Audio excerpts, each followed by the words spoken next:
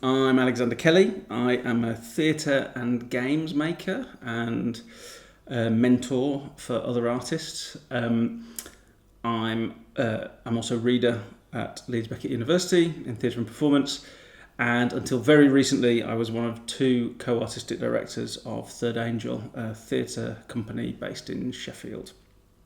In my solo practice, although solo practice is a weird term for it, I'm exploring playable theatre, and I'm interested in what the devised theatre equivalent is of a play script.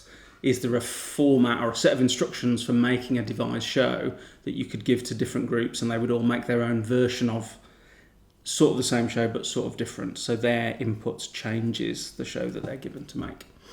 So yeah, they're my main interests at the moment.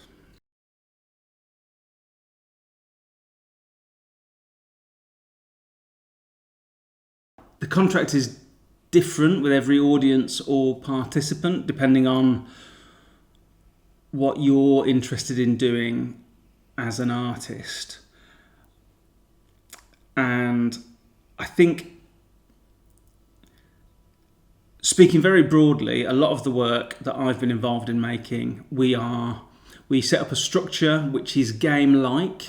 I don't know whether they're actually games, but they are playful structures, in as much as they encourage people to improvise, to do their own thing, and there is a turn-taking element and a responding element. And quite often those structures are incomplete. I mean, all live performance is incomplete until it meets its audience, but let's not go any further down that path. But these are game structures where we need the input of the audience in order to produce the content of the work. And so I think our contract is often, it begins with an invitation where we invite people to take an interest in what we're doing, and we explain what is happening, and we offer people the opportunity to input in it. So we try really hard to not say we're expecting their input. They can just walk past, they can just encounter us wherever they find us, they can just look at what we're doing, find out about it, and they can walk away. There's no obligation in them asking what we're doing. They don't then have to take part. But hopefully the invitation is such that most people go, oh, I would quite like to do that. And then taking part often means them sharing something of their own, and that could be a bit of knowledge, it could be a personal story, it could be an ambition or a memory. And we invite people to give us that, and there is a contract, I think, that is certainly implicit, and then if asked becomes explicit, in that we will look after that contribution they make.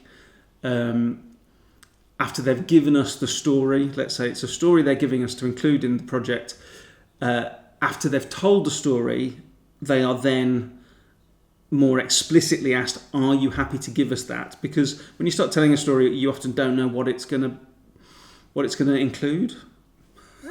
This answer is an example of that. So we ask people for a contribution, and then once they know what the contribution is, we ask them if they're still happy to give it to us, and then depending on what the project is, there will either be a promise of care of that content. We will honour it. We won't. This feels a weird thing to say. We won't take the mickey out of it. If it's funny, we'll let it be funny. Obviously.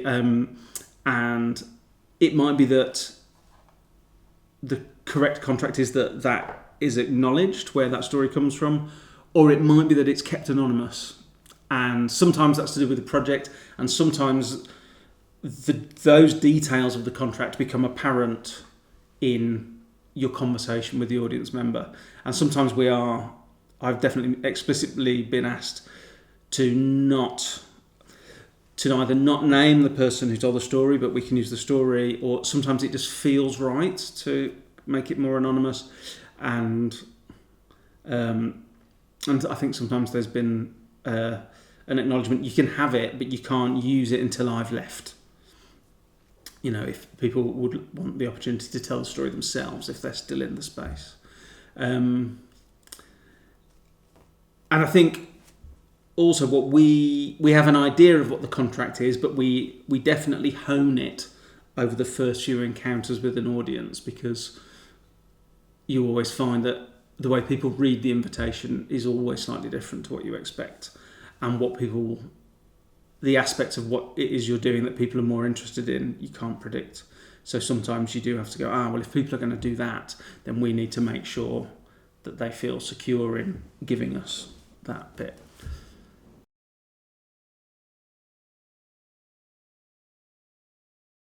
So I think a lot of this work is interactive, but I think the level of interaction is different from one project to another, and I think interaction can mean a lot of different things. It doesn't necessarily mean agency for an audience, and so sometimes the interaction is we have a really specific brief, and we're only interested in something that fulfills that brief. At other times, it's more fluid than that, and what we want is some sort of response and input, and that will change the direction that the project is going. So I'm thinking of a project like Story Map, which was a durational performance by Third Angel and Malavadora, where we try and map the whole world using post-it notes over 12 hours. And for each country in the world, we ask the audience if they know a story, a true story from that country that is about, it's really niche this, something fake or a replica or a substitute being used knowingly. So quite often the answer is no. Like the 12 people or the 20 people in the room with you, they don't have a story like that for that country. But quite often people do, and we build up quite a library of stories. But sometimes people will have a go and they will offer you a story. So there's interaction there. We've done a call out and someone has given us a story. But if the story doesn't fit the criteria, we will say no to it. So the story's been told in the room, but it doesn't go into our archive. So it's a really specific call. But at other times, we might be...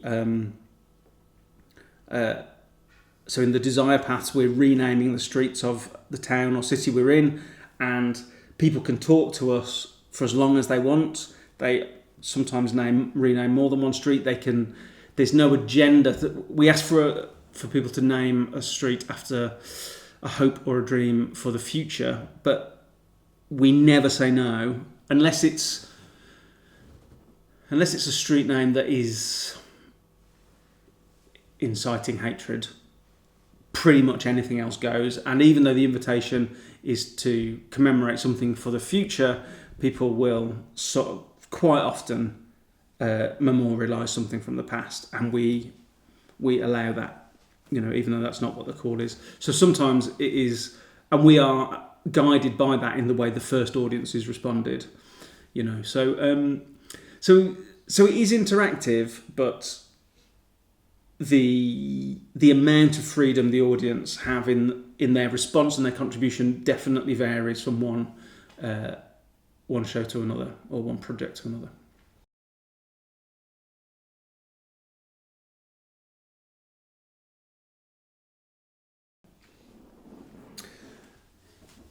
So I think we've used digital technologies in these sorts of interactive works as a way of extending the reach and the temporal life of a project, and to allow audiences to access the work when there isn't necessarily a live presence.